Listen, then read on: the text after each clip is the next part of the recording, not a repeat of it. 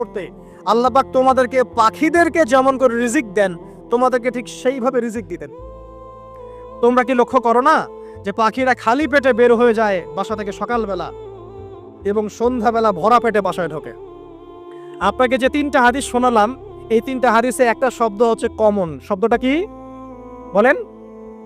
পাখি। পাখি কে? পাখি।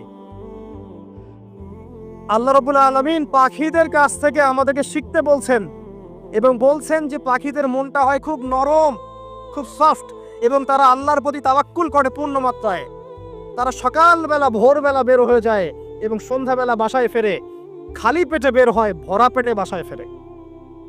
এবং আল্লাহ পাক সবচেয়ে সম্মানিত মৌত যেটা শহীদের মৌত, সেই শহীদদের আত্মাকে আল্লাহ পাক পাখির রূপ দিবেন।